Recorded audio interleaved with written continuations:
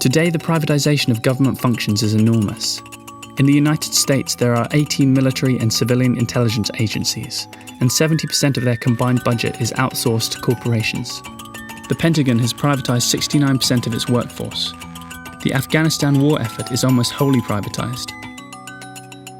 Businesses now run wars and play more part in international conflicts than any state does. Corporations have 35,000 lobbyists in Washington and thousands more in state capitals that dole out corporate money to shape and write legislation. They use committees to solicit employees and shareholders for huge donations in order to fund business-friendly politicians. It is now a global practice, from the Politburo of China to the British Parliament. Labour leaders make lavish salaries and are considered junior partners within corporate capitalism, as long as they do not speak in the language of class struggle. Politicians, like generals, are loyal to the demands of the corporate state in power. They retire to become millionaires as lobbyists or company managers. Artists who use their talents to foster the myths and illusions that bombard our society live comfortably in the Hollywood Hills. Journalists who prize access to the powerful more than they prize the truth report lies and propaganda to propel us into wars around the world. Education has experienced a similar corporate takeover. Suffering from cuts in government funding, these institutions have transformed themselves into vocational schools. They have become breeding grounds for system managers trained to serve the corporate state. Many of these universities have swelled the budgets of their departments with millions in corporate money. University deans, paid enormous salaries as if they were heads of investment banks, are judged almost solely on their ability to raise money. The arts, just as hungry as the media for corporate money and sponsorship, refuse to address the social and economic disparities that create suffering for tens of millions of citizens.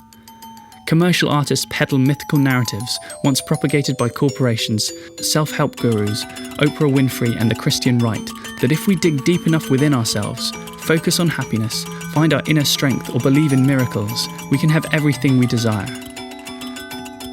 We inhabit a system of inverted totalitarianism, the political coming of age of corporate power and the political demobilization of the citizen. Inverted totalitarianism differs from classical forms of totalitarianism, which revolve around a demagogue or charismatic leader. It finds its expression in the anonymity of the corporate state. The corporate forces behind inverted totalitarianism do not replace decaying structures with new revolutionary ones. They do not import new symbols or iconography as classic totalitarianism movements do. They do not offer a radical alternative.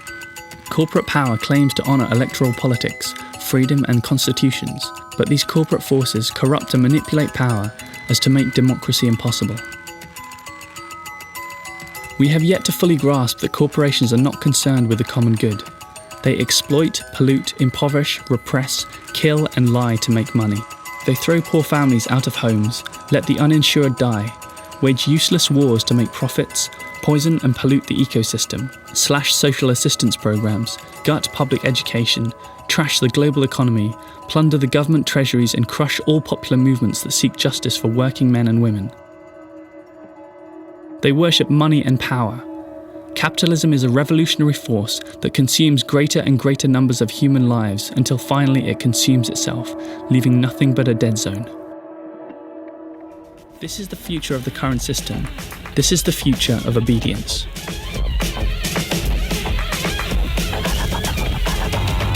In the coming years, corporate power will continue to pollute and poison the ecosystem and propel us into a world where there will be only masters and serfs. There will be no check to a system of governance designed to enrich a tiny elite and plunder an entire planet.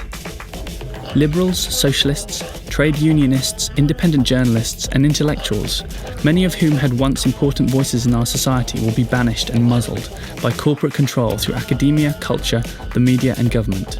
It will create a power vacuum filled by speculators, war profiteers, gangsters and killers.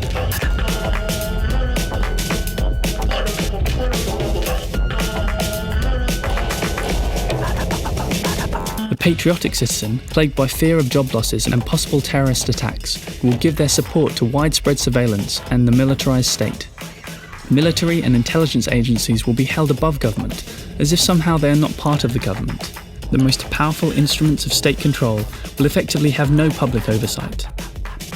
The money that could be used to house and provide food and health to millions will be channeled to the development of increasingly sophisticated weaponry, like drones or AGM-144 Hellfire missiles, which suck the air out of victims' lungs. And yet the civic, patriotic, political language we will use to describe ourselves will remain unchanged. We will find our collective identity in the same national symbols. We will continue to deify our nation's founders, our leaders from history, but the countries we celebrate will become illusions. They will not exist.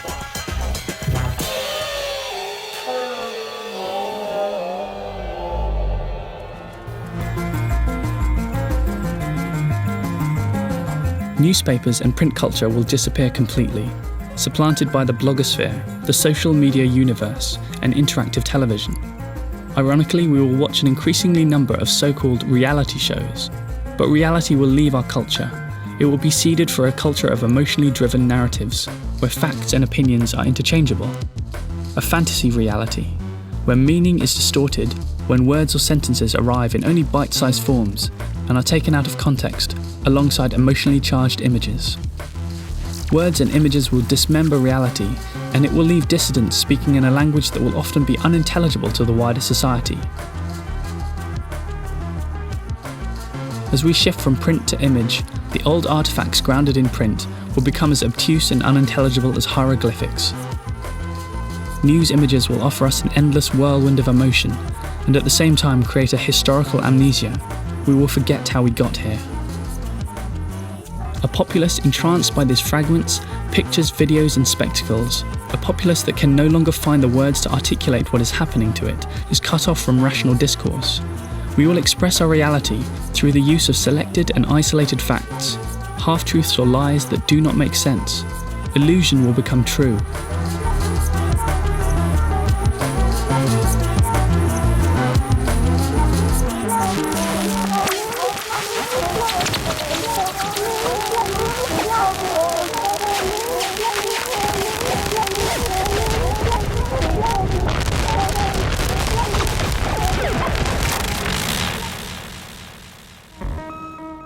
The great promise of the internet to open up dialogue, break down cultural barriers, promote democracy and unleash innovation and creativity is just a utopian dream.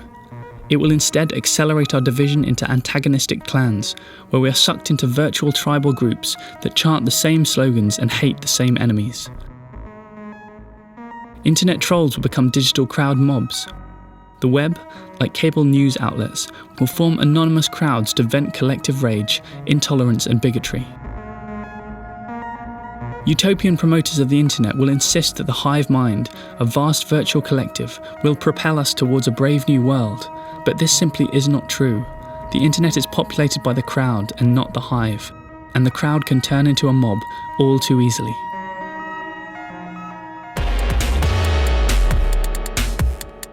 Ordinary citizens will increasingly suffer, and people will get scared. They will want to live their lives, raise their children and be happy, but this will not be possible. Standards of living will go down and unemployment will skyrocket. It will lead to random shootings and suicides. Acts of domestic terrorism will become commonplace, and the state will erode yet more civil liberties to control mass protests. Many will retreat into the dead talk of policy and analysis. Or worse, the far right, the BNP, the EDL, the Tea Party protesters, the myopic supporters of Sarah Palin, the veterans signing up for Oath Keepers, and the myriad groups of armed patriots will bring into their ranks legions of dispossessed workers, angry libertarians, and many others who until now were never politically active. The attraction of the right wing and the war makers will be that they appear to have the courage of their convictions. And it will not be right-wing parties that gain support, but far right-wingers who will sweep the polls.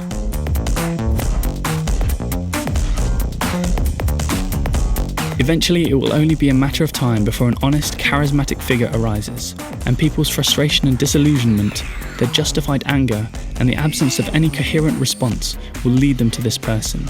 All he or she need believe is that there is an enemy, someone to blame. These movements will eventually mutate into full-blown fascist movements. We will be told that we have to defend ourselves and the honour of the nation. Military force will be exalted and people will be beaten up. They will begin to advocate violence. The deterioration of political systems will generate resentment. The resentment against the disenchanted secular world will find deliverance in the ecstatic escape of unreason. Societies that do not reincorporate the unemployed and the poor into the economy, giving them jobs and relief from crippling debt, become subject to the hysterical mass quest for ecstatic deliverance in the absurd.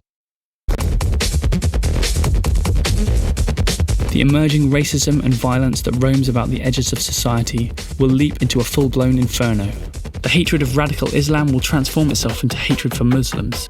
The hatred for undocumented workers in states such as Arizona will soon become hatred for Mexicans and Central Americans. The hatred by those defined as American patriots, a largely white mass movement, will become a hatred for African Americans. The hatred for liberals will morph into the hatred for all democratic institutions, from universities and government agencies to cultural institutions and the liberal media. They will see themselves and the values they support swept aside. Due to the lack of any articulated alternative, in a time of financial and environmental collapse, the way is cleared for military values of hypermasculinity, blind obedience and violence.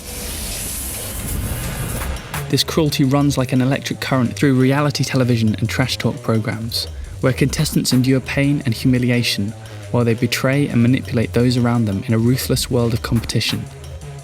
These are the values championed by an increasingly militarized society and the manipulation and dishonesty in the financial sector. Friendship, trust, solidarity, honesty, and compassion are banished for the unadulterated world of competition. It is the militarization of the everyday. Economic and ecological collapse will hurt everyone, except of course the corporate elite, who will seek only financial gain amongst the collapse.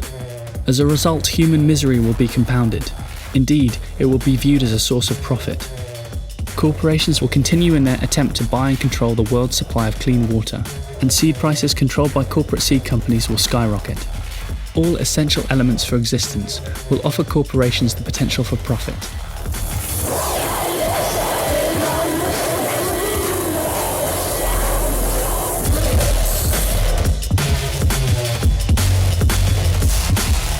And the demand for capitalist expansion, in a time of growing scarcity and environmental collapse, means that we will endure harsher forms of abuse and repression.